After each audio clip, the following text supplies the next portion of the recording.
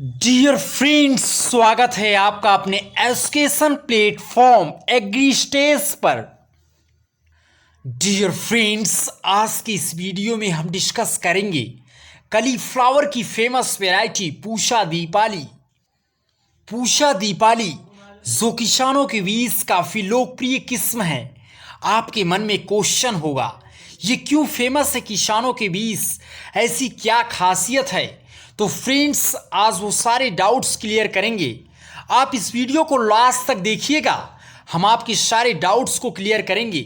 Average seed क्या है, कहाँ से डेवलप हुई है, इसको हार्वेस्ट कब किया जाएगा, और इसके अंदर जो विशेषताएं हैं, आज मैं आपको एक ऑथेंटिक डेटा के अकॉर्डिंग आपको एक्सप्लेन करके मैं आपको बताने का प्रयास करता हूं। तो फ्रेंड्स, आप इस वीडियो को कंप्लीट देखिएगा। आइए देखते हैं। फर्स्ट पॉइंट क्या है, ध्यान दीजिएगा। Early maturing variety, curds compact, self blanching, white medium sized and almost free from riciness. Early maturing variety अर्थात शीघ्र पकने वाली किस्म है। ध्यान दीजिएगा, मैं आपको हिंदी में ट्रांसलेट कर दे रहा हूं, आप समझने का प्रयास कीजिएगा। क्या है? शीघ्र पकने वाली किस्म है अर्थात जल्दी पकने वाली किस्म है। Comparison to other varieties, other वेराइटियाँ जो हैं उसमें ज़्यादा समय लगता है, बट इसमें कम समय लगेगा। शीघ्र पकने वाली किस्म है, इस चीज़ को विशेष ध्यान दीजिएगा। कर्ड्स कैसा होगा? कॉम्पैक्ट होगा। कॉम्पैक्ट की मीनिंग क्या होगी, आपके मन में डाउट होगा। कॉम्पैक्ट दैट्स मीन, आप समझने का प्रयास कीजिएगा। कॉम्पैक्ट की मीनिंग क्या होगी? बारीकी से अर्थात मजबूती से पैक हो कोई चीज़ होगा। जैसे मान लीजिए कलीफ्लावर आपको दिखाई दे रहा है, ये मजबूती के साथ जो खाने वाला पार्ट है, ध्यान दीजिएगा, जो खाने वाला पार्ट है वो टाइटनेस उसके अंदर होगा, वो मजबूती से पैक होगा, सघन होगा अर्थात एकदम ठोस होगा। आप देखते होंगे मार्केट में या खेत में गोभी का ऐसा फूल दिखाई देता है जिसके अंदर ढीलापन दिखाई देता है, बट इसके अंदर ढीलापन नहीं होगा, कॉम्पैक्ट होगा, एकदम टाइट होगा। इसकी ये विशेषताएं हैं। सघन होगा। कैसा होगा? कर्ड्स कॉम्पैक्ट होगा। कॉम्पैक्ट अर्थात एकदम ठोस होगा, सघन होगा। कैसा होगा? ठोस होगा, सघन होगा। चलिए next point, self blanching, white medium sized and almost free from richness. Self blanching क्या है, मैं इस पर भी डिस्कस करूंगा, आप समझने का प्रयास कीजिएगा। स्व ब्लांचिंग, स्व ब्लांचिंग क्या है, आप इसको जान लीजिए पहले। स्व ब्लांचिंग में क्या होता है, जो सिर के चारों ओर घुमावदार बड़ी हरी पत्तियां नहीं होती। जब आप देखोगे गोभी को तो उसके चारों तरफ पत्तियां होती हैं, तो जिसमें स्व ब्लांचिंग की प्रोसेस होती है, वो पत्तियां जो हैं स्वयं जो है सिर वाले पार्ट्स को ढक लेती हैं, अर्थात सिर की सुरक्षा स्वयं करती हैं। ये सेल्फ ब्लैंचिंग की प्रोसेस ये कुछ वैरायटियों के अंदर ही होता है। पूषा दीपाली के अंदर ये विशेष खासियत है। इसके अंदर जो है ये विशेष खासियत है कि इसके अंदर सेल्फ ब्लैंचिंग की प्रोसेस है। ये स्वयं जो है सिर की सुरक्षा स्वयं पत्तियों द्वारा एक समान तरीके से करता है। आप थोड़ा इमेज के माध्यम से समझने का प्रयास कीजिए। क्या होगा? सिर की सुरक्षा ये स्वयं, इसके अंदर वो गुण पाया जाता है कि ये सिर की सुरक्षा जो है स्वयं पत्तियों द्वारा एक समान तरीके से करता है। वाइट कैसा होगा? कलर सफ़ेद कलर में दिखाई देगा, इस चीज़ को विशेष ध्यान दीजिएगा। सफ़ेद कलर में दिखाई देगा। आकार कैसा होगा? आपके मन में क्वेश्चन होगा कि बड़ा साइज नहीं प्यारे, बड़ा साइज नहीं होगा, ना ही छोटा साइज होगा, मध्यम आकार में दिखाई देगा। कैसा दिखाई देगा? मध्यम आकार में आपको दिखाई देगा।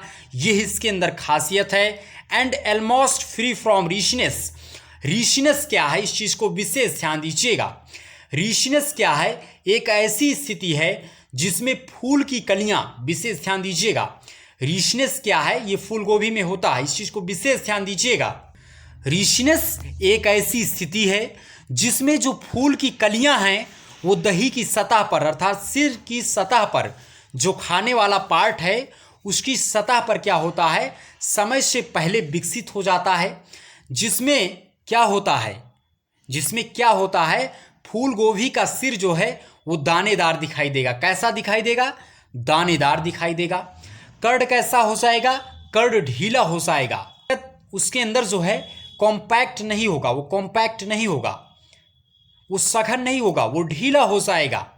ये कुछ लक्षण दिखाई देंगे रिचनेस के। कर्ड कैसा हो जाएगा? ढीला हो जाएगा। दानेदार और मखमली जैसा दिखाई देगा। तो इससे क्या होता है बाबू, इसकी मार्केट में वैल्यू कम हो जाती है। इस चीज़ को विशेष ध्यान दीजिएगा। जब रिचनेस का इफेक्ट दिखाई देता है तो मार्केट में इसकी वैल्यू कम हो जाती है। इस चीज़ को विशेष ध्यान दीजिएगा। तो ये फ्री फ्रॉम रिचनेस, इस चीज़ को ध्यान दीजिएगा। ये इसके अंदर विशेषताएं हैं। आइए नेक्स्ट पॉइंट की ओर देखते हैं। सेकंड पॉइंट क्या है? Curds ready for harvest in late October. कह रहा है अक्टूबर के अंत में, अर्थात जो समय अब चल रहा है, अब इस समय कटाई स्टार्ट हो गई है। इस समय कटाई जो है इसकी स्टार्ट हो गई है। Curds ready for harvest in late October. अक्टूबर के अंत में कटाई के लिए तैयार हो जाता है, अर्थात इस समय कटाई जो है स्टार्ट हो चुकी है। यह इसके अंदर खासियत। थर्ड पॉइंट क्या है? एवरेज यील्ड इज 12 टन प्रति हेक्टेयर। ऑथेंटिक डेटा के अकॉर्डिंग ध्यान दीजिएगा, जो इसकी एवरेज यील्ड है वो 12 टन प्रति हेक्टेयर है। इस चीज़ को आप ध्यान दीजिएगा। मैं आपको सोइंग टाइम बता दूं, मई के अंत से जून के आरंभ तक। ध्यान दीजिएगा, सोइंग टाइम जो रिकमेंड किया जाता है, इस चीज़ को विशेष ध्यान दीजिएगा। मई के अंत से जून के आरंभ तक बुआई कर दें, ये टाइम पीरियड है सोइंग के लिए। इस चीज़ को विशेष ध्यान दीजिएगा। आइए नेक्स्ट पॉइंट की ओर देखते हैं। आप इस इमेज के माध्यम से देखिए। अब आइए नेक्स्ट पॉइंट क्या है? फोर्थ पॉइंट क्या है? आप इस चीज़ को विशेष ध्यान दीजिए। जब आप पूषा दीपाली या किसी भी वैरायटी को आप फील्ड में लगा रहे हैं तो कहाँ से डेवलप हुई है, इस चीज़ को विशेष ध्यान दीजिए।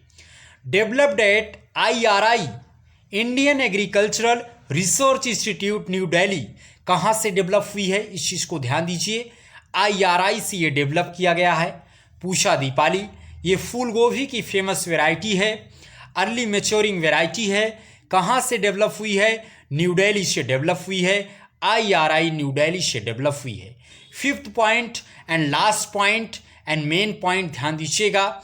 Recommended for northern India, particularly Delhi and Punjab. जो रिकमेंड किया जाता है, इस चीज़ को विशेष ध्यान दीजिएगा। उत्तरी भारत विशेषकर दिल्ली एंड पंजाब के लिए क्या किया जाता है? रिकमेंड किया जाता है। इस चीज़ को विशेष ध्यान दीजिएगा। उत्तरी भारत विशेषकर दिल्ली और पंजाब के लिए रिकमेंड किया जाता है। डियर फ्रेंड्स, अब हमें दीजिए इजाज़त। यदि आपको किसी भी पॉइंट्स में डाउट हो तो आप कमेंट बॉक्स में मैसेज कीजिए। फिर मिलूंगा एक नए वीडियो के साथ, एक नई जानकारी के साथ। धन्यवाद। आप खुश रहो, मस्त रहो। जय श्री राम।